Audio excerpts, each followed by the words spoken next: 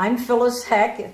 At the time, I was Phyllis Hull in 1959 at the Dayton Horse Show one August evening. I just had a hunter class, and I was back in the barn untacking my horse when along came a young man in military uniform and introduced himself and said, "Did we have a hunt in Dayton?" And I said, "Well, no, we don't. That we hunted at Camargo and all that, but no, we didn't." And, "Well, why didn't we?" Well, I said, "We've never had the nerve to try or never really thought about it." So that very evening at the Dayton Horse Show, we made an announcement. We had the on the PA system that anybody that was interested in founding a hunt or anybody that had been a fox hunter, please come to Honey Hill Farm. And we told them the day. It was going to be a couple days later, and we would see about organizing. So lo and behold, we did, and we got Ginny and Herb here, and we got Jill's father, Jack Reeder, who was always up for anything like that. Yes. He was great. And he brought some of his people that were in the Shrine Mounted Patrol, because that's what Jack did. And we all met at Honey Hill Farm, which was north of Dayton. Somebody said that we had a young man that was an engineer at National Cash Register, and that he had worked for Camargo as a young man, and I guess he was still super young, but he was just out of college, and it was Dave Striley. So he came to that first meeting, didn't you, Dave, out at Honey Hill Farm? And Chester Nungaster. He's the reason I came. Oh, is he the reason you came? Yes. Okay. And I actually put a little thing together when I sent some pictures when I didn't think I was coming up and sent them to John. But Chet worked at Camargo Stables right after World War II. Oh, uh-huh. And he was a mechanic, aircraft mechanic in World War II. He got on at Wright-Patterson. And I then knew when he he was at found out I Wright-Pat, was uh-huh. co-oping Yeah. at NCR, Well, about once every section I would go out and have dinner with him uh-huh. and would ride his horse for a while. Oh, And that's where Herb got his horse. That's Bright Bright Midas. Midas. Right. Yeah. So, so Chet said, you have to go to that meeting, so I went. Yeah, I remember you came. Never met you before, but that was out at the farm that night. And Yeah. I thought, well, this is it. I told him I could help out, but that was it. And then I get a phone call that says I'm the honorary huntsman. You're the honorary, which you were for Very what, honorary. 20 years or something No, like that. after about five years or so, Was was it? when Yeah. we hired George, I think. What was Yeah. George's? Oh, and George Esterling. Esterling, he yeah. calls every now and then. I think when he has a real snootful, why he gets all inspired. He calls about once a month, I think, and he makes some sense when you I think when you talk with him. Kathy Jacobs has actually seen him a couple times Has down she? in Camden. She's gone down and she's And, actually and seen Kathy him. will be here this evening for the party. will. Yeah, Good. yeah. She and her husband are coming up, She and Jamie, and I think that's a great. daughter, right?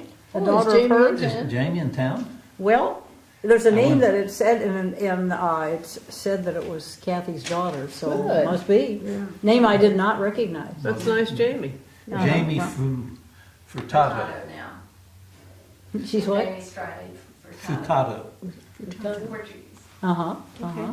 But Well, they- very good. They have a little Well- boy that's Well, Phyllis, let me now. ask you something. When this young man in the military uniform, who turned he out was to be stationed at Wright- Dr. he- Peter Coggins, He was stationed at Wright Pat. when he first walked up to you, did he say, "Hi there, I'm Peter Coggins and I want a fox hunt"? Or how overtly blunt was he? Well, I think he came up and said, Why "You don't sir, you I think hunt?" I had won the class." And he came up to tell me, how much he'd enjoyed my round.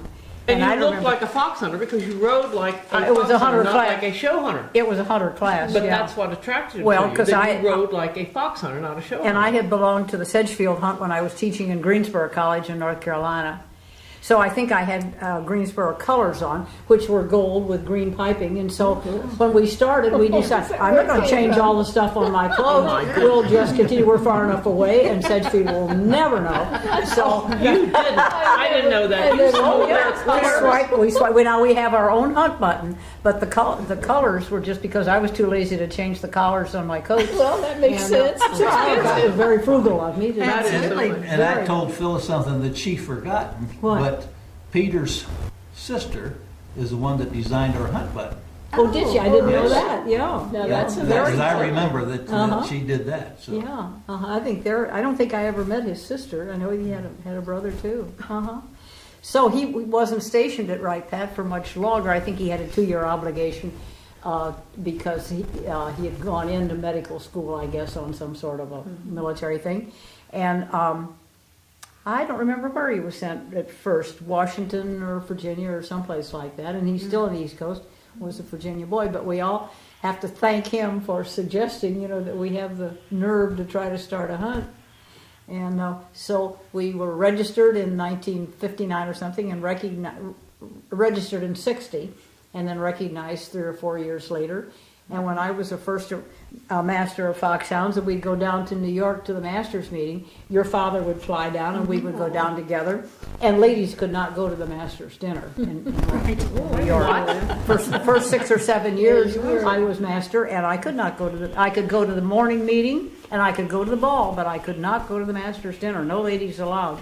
Terrible. I love it. Yeah. I love Do it. the work, but I think We it's could do the wonderful work, guys yeah. should fight for that. Yeah, and I'm there so weren't any sick lady- of women going everywhere that There weren't any lady masters big until fight World over War that. II. World War II came along, and the men all went off to the service, look at left me the like ladies that. at home with a pack of hounds, and they took care of them. When the men I came can't home, they believe said, "Hey, these are my hounds. I've trained them. They don't know you from a hole in the ground, and I will continue to be master."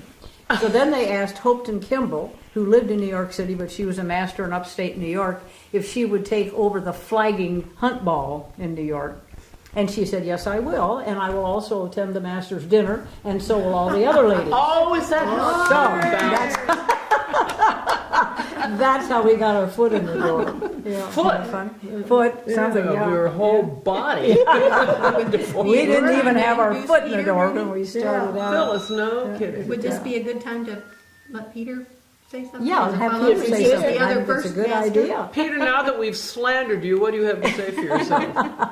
He hung up. He had patience, yeah, waiting. yeah. We So. should probably have put him Who in is first. that? That's Well, he- Carl yeah, Willison he and tried. Carl Hagee. Yeah, That was not. It That was was. Hagee. Yeah, that was Hagee. That is And there's my Ginny. husband. Yeah, well, it's a wise Yeah. wife that knows her own husband, isn't it? And No, that I didn't, that thought looked it like the was. guy that lived on He was Far Hills. attractive back then. Off and gee, on. I don't know. I don't know those people You either. want to go ahead and speak and we'll listen?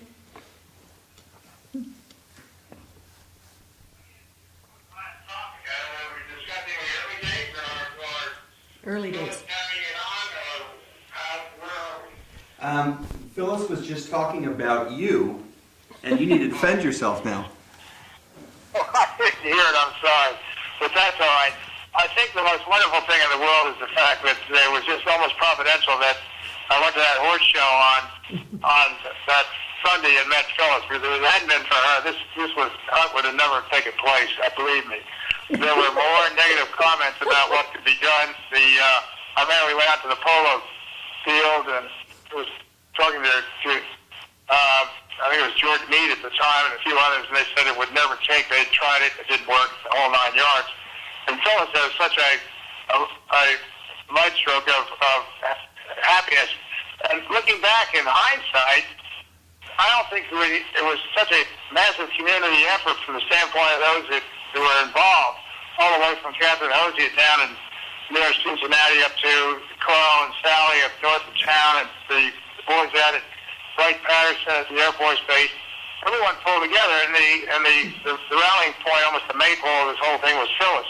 Because she always had a wonderful demeanor, and she was always smiling, and, it was never a crossword. Nobody ever got mad, which was sort of strange in a sense in this day and age. The other thing I remember was the fact that, when we didn't have a car to train my horse against, to race against Camargo, she came out on Route 40, and we were running this horse against that Thunderbird that she had at 35 miles an hour.